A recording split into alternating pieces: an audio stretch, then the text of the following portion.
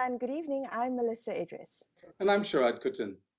You're watching Consider This, the show where we want you to consider and then reconsider what you know of the news of the day.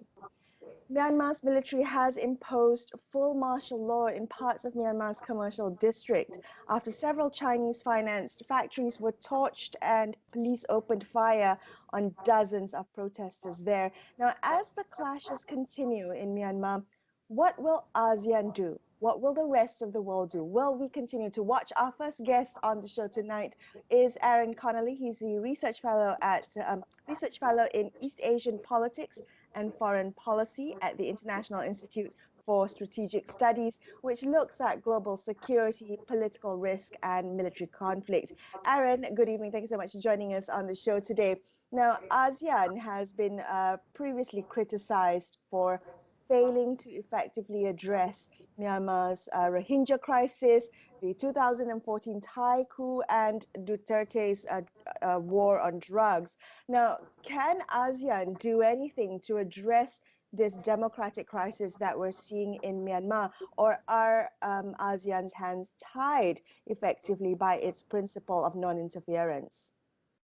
Yeah, well, I don't think it's a little bit of a myth that non-interference prevents ASEAN from taking action, because there are certainly cases where ASEAN has taken action where, some countries have argued that it was, engaging in interference in internal affairs. And former Indonesian Foreign Minister Marty Natalegawa has said that really non-interference has to be earned. So he talks about his experience at the United Nations in New York in 1999, when Malaysia was on the Security Council and did not stand up for Indonesia when the discussion was about an intervention in East Timor. And he says that the reason that Malaysia didn't stand up for Indonesia in that situation is because Indonesia hadn't earned non-interference by consulting with Malaysia regularly, explaining its position, and getting Malaysia's buy-in. And so there have been moments where ASEAN hasn't stood together as one, hasn't upheld that norm of non-interference because the member state hasn't earned it. And I would argue in this situation, Myanmar is not earning it. It hasn't really consulted with fellow ASEAN member states except extremely reluctantly, and hasn't really there hasn't been much of a give and take between Myanmar and its fellow member states.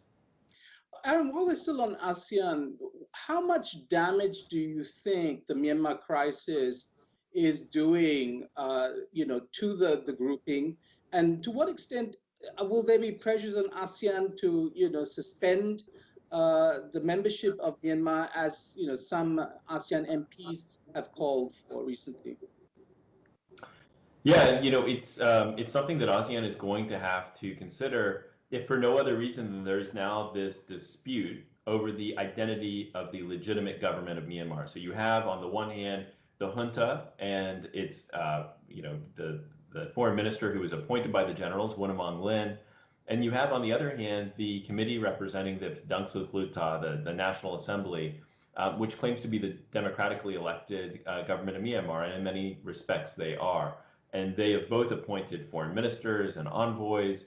And so ASEAN is going to have to decide which of these two governments, which both make a claim to legitimacy, is in fact the legitimate government of Myanmar. And if it can't do that, or if it takes a different view from the rest of the international community, from say the United Nations in New York, from some of ASEAN's partners like the European Union or the United States or New Zealand, then it's going to have some real difficulty maintaining its centrality in the diplomatic architecture. So ASEAN hosts all these meetings, and it's not just a sort of event organizer or party organizer. It actually allows ASEAN to help set the agenda of those meetings and influence regional diplomacy between, say, the United States and China. And if they can't agree on who the real government of Myanmar is, it's going to make that very complicated and very difficult. So one solution would be to temporarily suspend Myanmar from ASEAN membership until the identity of the legitimate government can in fact be confirmed. Aaron, do you think that's likely to happen? I think it's something that ASEAN countries are going to have to discuss. And just by discussing it, that may exercise some pressure, some influence on the junta in Myanmar. The junta, by all indications, does crave international legitimacy. It may not be their first priority. The first priority is probably maintaining control within the country. but it does seem to want international legitimacy. And we see indications of this, for instance, in how they're approaching their Armed Forces Day celebrations on March 27th, in which they're desperate for defense attaches from embassies in Yangon to go up to Pinyu to attend that ceremony. So it craves this kind of recognition from its neighbors. And if there's a discussion about a temporary suspension of Myanmar, a de facto suspension, just saying we can't allow you to attend these meetings until we figure out who the legitimate government is, then that may exercise some influence on the junta's behavior. Aaron, it's been said that often, bigger powers work with ASEAN to influence regional politics. Do you see that happening? Is the US, China, India, or even the UN working with ASEAN, in order to either nudge Myanmar in the direction they would like to go? ASEAN is actually quite good at resisting pressure from outside powers to take action when it doesn't want to, or to take action more quickly than it wants to, or than all 10 countries are comfortable taking at any given time. But when outside powers are actually very influential in influencing ASEAN's behavior is when they threaten to remove that ASEAN centrality that I spoke about earlier, when they threaten to displace ASEAN from the center of the regional diplomatic architecture. So to give you one example, in 2005, China offered to host the second East Asia Summit after Malaysia had hosted the first, and ASEAN countries sort of teamed up to say, no, it will always be an ASEAN country that hosts the East Asia Summit. We don't want any outside powers taking responsibility for that role at the center of the diplomatic architecture. So what I worry about, what I think ASEAN should worry about when it comes to Myanmar, is that because there's now this broad global dispute over what's happening in Myanmar and whether or not countries should engage with the junta, that is a threat to that ASEAN centrality, because countries may just not show up, may refuse to meet with ASEAN in its 10-member format, and that will affect ASEAN's ability to influence regional affairs, and particularly that competition between the United States and China. Can we talk a little bit about that competition, Aaron, and particularly China's role in Myanmar? I mean, I'm wondering whether China might have more of an influence in Myanmar's domestic politics than perhaps ASEAN might. Yeah, it's interesting. China had a really good relationship with the previous government under Aung San Suu Kyi. You'll remember that China was the one that defended Myanmar during the Rohingya genocide. That was not just a partnership between China and the military, it was really a diplomatic partnership between Aung San Suu Kyi, who was acting as foreign minister at the time, and China. And she also provided easy access for Chinese investment. It was really willing to work with Beijing on getting its oil and gas pipelines up and running in Myanmar, getting this deep sea port running up in Rakhine State where the Rohingya had so recently been pushed out. And so they were quite comfortable with Aung San Suu Kyi. The military was less comfortable. Min Aung Hlaing, who has now taken power in the February 1st coup, actually said in an interview in Moscow in May last year that he believed that China was arming armed groups in the country, rebel armed groups in the country.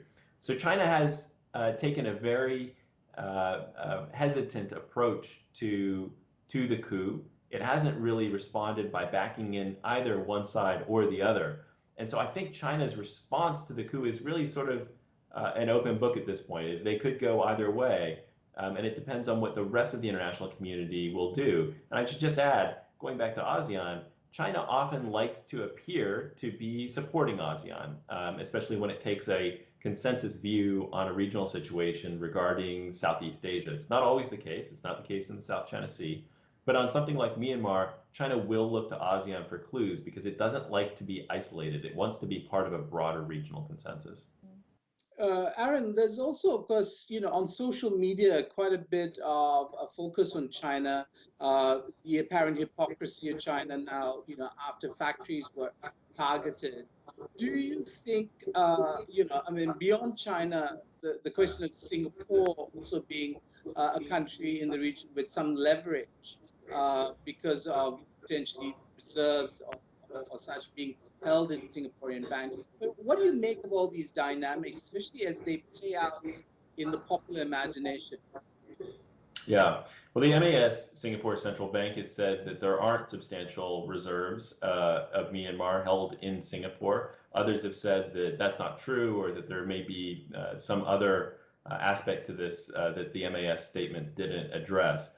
But certainly, Singapore has a lot of engagement with Myanmar. It is the largest investor in Myanmar. Some of that will be Singapore being used as a conduit for investment, not actually Singaporean companies themselves.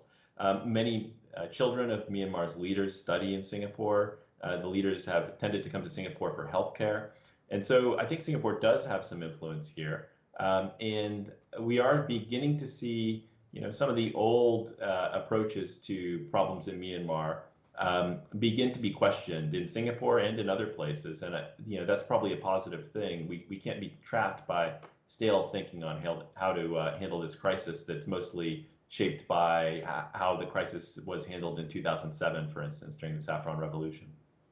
Aaron, because India is a major neighbor of Myanmar, but people have pointed out that the Modi government has not been particularly interested in exporting democracy. But the Biden administration in the US, the newly minted American administration, seems very much more keen on democracy as an agenda. Do you see them taking, or where do you see them taking this particular policy with regard to Myanmar?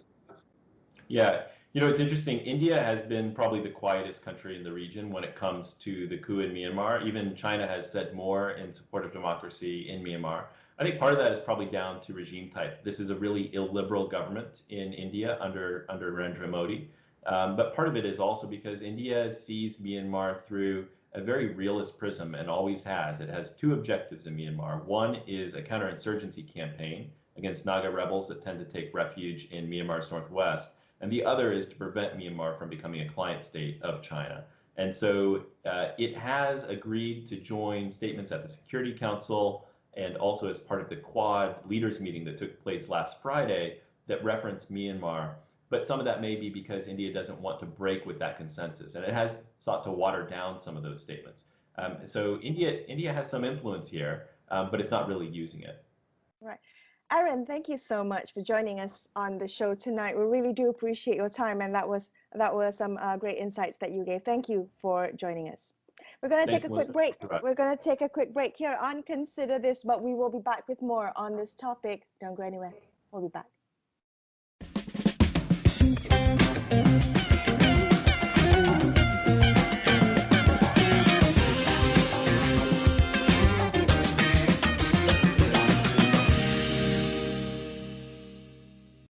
Welcome back to Consider This. I'm Melisa. Idris. With me is Sharaad Kuttan. Now, in a recent statement, ASEAN called for all parties in Myanmar to, quote, exercise utmost restraints as well as flexibility, end quote, as the crisis in Myanmar continues to worsen following the military coup in February. Now, the Myanmar's military has so far ignored ASEAN's statement and has imposed full martial law in parts of Myanmar's commercial district. Joining us on the line now to continue our look at ASEAN's role in resolving the democratic crisis in Myanmar, we have Yuyun Wahyuningrum. She's the representative of Indonesia to the ASEAN Intergovernmental Commission on Human Rights. Yuyun, good evening. Thank you so much for joining us today. Governments and international agencies, they're soon going to have to make that decision on which Myanmar government to recognize.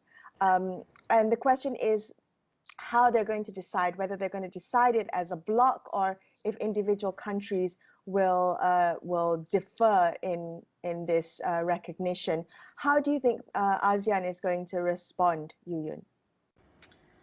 I don't think ASEAN is confused about which one is legitimate government. ASEAN continue to congratulate ASEAN countries, congratulate the winner of the election. I think the latest statement mentioned about the representative of military. So it is not necessarily the government, because there is no government at the moment. There is a winner of the election and military. Yuyun, there was a meeting though on February 24th by the military junta's foreign minister, if you like, in Thailand, and I believe the Indonesian foreign minister was there too. There were many who were critical of this, saying that this was de facto recognition of the junta's now leading role as the government of Myanmar. What's your perspective on this? Was it wrong to meet with the military juntas, Rep? Well, first of all, I seek clarification on how the Minister Ratno addressed this person. She continued to mention about the representative of military and the name. It is not necessarily addressing him as a representative of government. The statement of the Minister Ratno clearly mentioned about this.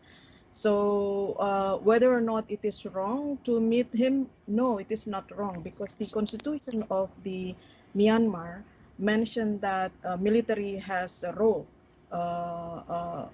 in this kind of government. At the moment, it is at the moment Minister Ratno actually addressed him as the representative of military. Okay. So, I mean, despite, I think Indonesia, Malaysia, Singapore had meetings and took a tough stand against what's happening in Myanmar. I'm wondering what results that could yield.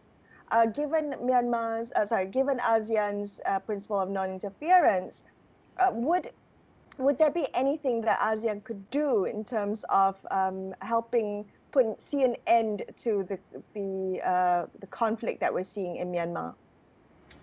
I think some countries, Indonesia, Malaysia, and Singapore, use the March 2nd meeting, informal ASEAN ministerial meeting, to clarify many issues. For instance, number one, on the issue of non-interference. The issue of non-interference is irrelevant in this case. Once ASEAN hosts this meeting, once ASEAN talk about this issue in the ASEAN meeting, it means it become regional issue and require regional solution. So non-interference is not necessarily relevant in this case. And in the statement of the of Minister Ratno, clearly explained about this issue. So she seems like talking to member states who continue to question about this particular principle in this case. So for many of us, no more the issue of non-interference. To what extent ASEAN can push or can have a pressure to Myanmar, that is something that still questioned. But in the statement, ASEAN has agreed, or ASEAN members that have agreed that ASEAN will help Myanmar. The problem is which country in ASEAN that is mandated to help Myanmar, and secondly, what kind of help that ASEAN can and has power to offer to Myanmar at the moment. Yuyun, to what extent does ASEAN look at the long history of Myanmar before it turned democratic, as it were, before we had the release of Aung San Suu Kyi and democratic elections in that country, where back channel type diplomacy was really important. Military to military talks are very important in nudging the then military government to concede to democratization. Is that experience going to be valuable now? My understanding is that a number of institutions, government and non-government, like think tanks, have this kind of processes right now. I understand that Ministry of Foreign Affairs also talked to the CRPH, especially the Minister of Foreign Affairs appointed by the CRPH, and a number of behind the doors lobby and talk also happening right now. CRPH being the representative of the democratic opposition, yes? The winner of the election. Right.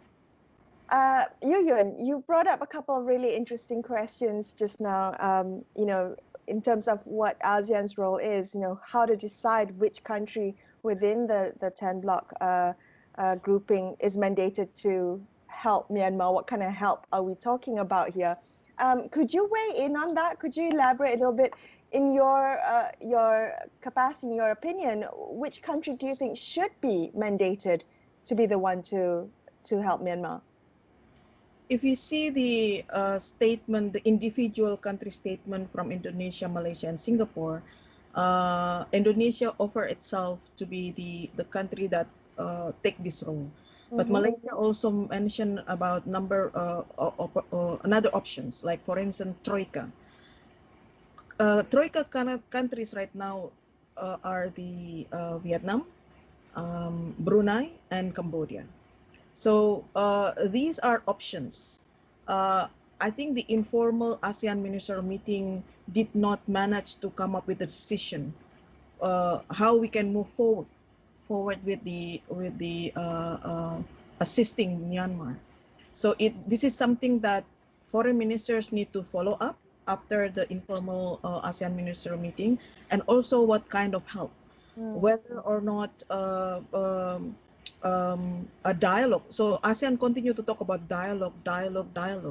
It means to host a dialogue require all parties to be ready and to agree to come to the table. At the moment, there is no appetite for dialogue, but more and more member states call for dialogues. Like lately, we hear that Thailand foreign minister also call for dialogue. So this is perhaps something that ASEAN can do to host dialogue, to facilitate the process of dialogue for both CRPH and military to come to the table. You mentioned the Troika just now, 3 countries, none of which are democratic. I mean, Vietnam has got a single-party communist government. Cambodia is run by a strongman, and Brunei is an absolutist monarchy. Does ASEAN have a problem here? Because there are very few truly democratic countries in the region. I'm thinking now only of Indonesia, that is kind of substantively democratic. What is ASEAN's role in pressuring a regime to return to democracy when its member states themselves have a real problem with democracy? There is no decision yet made by ASEAN, but seeing how Indonesia has been mediating some processes in the past, Indonesia, maybe together with Malaysia, can actually host the process of dialogue. So I hope ASEAN will continue to have a discussion and to assign one country to continue the process. Right. And I hope Myanmar also will accept. Yuyun, ASEAN has previously been criticized for its for failing to effectively address the Rohingya crisis in Myanmar. I'm wondering now whether this latest coup, the impact to refugees, and whether ASEAN could possibly fail once again to effectively address what could potentially be another refugee crisis coming out of this military coup. Well, I would like to take the aspiration from the protesters on the street. They continue to say that this fight must win. That is the message that I would like to call for ASEAN. ASEAN must success in this kind of process. In the past, ASEAN continued to follow what Myanmar wants. Especially on the issue of Rohingya, ASEAN countries continue to say that we are not going to do something if Myanmar is not comfortable to do this. But now ASEAN need to come up with proposals, need come up with the requirement, need to come up with goals in this kind of process. The goal, the general goal is already there, the safety of the people of Myanmar. So that need to be elaborated, need to be detailed into some action. So when ASEAN finally come up with decision, more tangible ways of doing things in Myanmar, ASEAN need to come up with the purposes, very clear purposes, not too driven by Myanmar, but ASEAN has interests in the region, and that should be something that ASEAN should push in this process. Yuyun, thank you so much for joining us on the show tonight. It's been such a pleasure talking to you. Thank you for your insights. Thank you. That's all we have for you on this episode of Consider This. I'm Melisa Idris. And I'm Sharaad Kuttan, signing off for the evening. Thank you so much for watching, and good night.